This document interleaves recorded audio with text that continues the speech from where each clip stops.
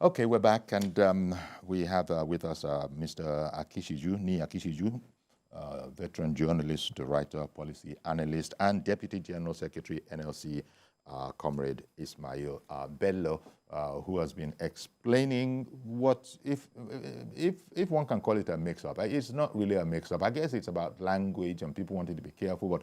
and it's about our own process. And also about processes, yes.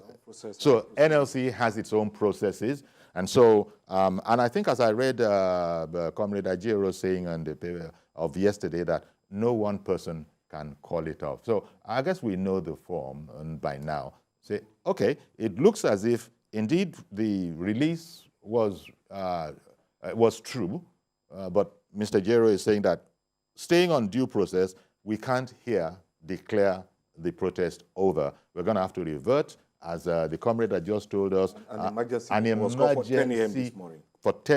That was called for 10 a.m. this morning. Bringing together all labor leaders across Nigeria. Whereupon those who could get to Abuja got to Abuja. Those who couldn't get are connected on Zoom. And then it will be officially pronounced. At the end of the meeting, I'm sure he will address. So Labour resumes dialogue with the federal government. That's key. That's key, yeah. And that's the projection. So people should forget about protest, at least, going forward from there. Hoping that we also have a productive outcome from the dialogue process. Oh, speedily. Exactly. Speedily, because the pain on the Nigerian people about this policy is really very deep, very, very deep.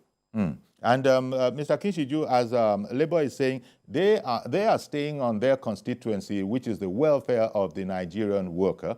And I think Comrade Bello also agrees that, look, when you look at it, the president's speech of 2 days ago, it was an umbrella over all of the demands of NLC. But they have to be worked out. And NLC also is saying that it's not just government that has due process. Even we have our own due process. Ajero is quoted in the papers as saying that no one person can call off that strike. But no problem. We'll probably be hearing it later on. But we thought that Labour was going to dig in. In fact, that was the reason for the first caption that had to be removed, because as of this morning, it had become a lot clearer that, well, actually, Labour is just insisting on due process, and by and large, the protest is over. It's just that dialogue shall resume, and people are looking for Labour, and indeed all of Nigeria is wanting that as quickly as possible, those things that had been promised by Mr. President are now, indeed begin to be implemented. I seriously don't think there's a strong ground, for Labour to want to continue the protest or even embark on a strike. The president's speech, as you noted, more or less created an environment of environment of engagement, appropriate positive engagement with Labour and even the larger Nigerian populace. But I feel, that in character, Labour just wanted to flex muscle to show that it has a position. It was the interesting aspect of the negotiation or even the direct engagement with Mr. President going on at the Port Harcourt refinery. So the Labour itself has direct, direct barometer to measure whatever is happening at the Port Harcourt refinery. Now, going beyond that, I am requiring Labour to go beyond engagement, to go and become a major partner with the president and the government in creating the enablement, that is required at this time. Because if we are talking about recreating the economy, it is actually trying to redeem, what our situation will be. And therefore, there should be a partnership, a functional partnership between Labour and government. One, and how do we see that partnership happening? Let Labour, in truth and in deed, represent the Nigerian people by monitoring the implementation processes and templates of all the palliatives and other policies, that had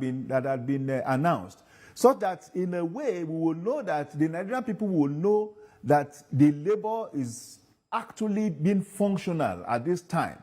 I want to see, after the meeting of the Labour Congress, of the leadership of the Lagos Labour Congress today, that each of those palliatives or each of those measures being put in place are put under the microscope and are, of course, properly, dissected, positions made, the possibilities of proper implementation, the possibility of success, derived and analyzed and put in the public space. So it's not just going to be about what government is saying. Gentlemen, I beg your pardon. All this time, sorry, comrade. Comrade wants to come in, and I have so that somebody has been waiting. You won't lose it because you wanted to object to labor was flexing. You wanted to object to that, so you're going to come back to that. But I don't want to lose Mr. Bubakar in Kaduna. Okay. He's been on for a while. Okay. Good morning, Mr. Bubakar. Good morning, Uncle Yuri. How everything, sir? Thank you very much for calling in. Thank you very much. And a very welcome to this, your guest, Comrade Ismail. Okay. You see, it's a very happy something to hear that Labour is dialoguing with government, and maybe they may suspend the strike, which nobody like it because it may lead to another thing which we are not happy with. So dialogue is better than this protest. But I want to commend the Labour Union, and at the same time want to remind them that truly it is not only active workers that are in difficulties whenever some of this type of problem happens, because sometimes they forgot to remember the retired civil servant, especially the retired civil servant under contributory pension scheme. These people, in fact, they are not different from destitute on the street, because as you retire, you contribute your pension, and there is no any increment. If you are placed on 10,000 pension per month, I'm telling you, for more than 20 years or any years you will be on that pension, no increase. There is no room for increment. Those people are suffering in silence. No union remember them. Federal government is not remembering about them. They are only left to the insurance company. Nothing again. They don't gain anything. Okay. They don't earn anything. Point has been taken, Mr. Bubakar, calling in from Kaduna. Thank you very much for calling in. Yeah, thank you. Before I lose my thread of thought. Okay.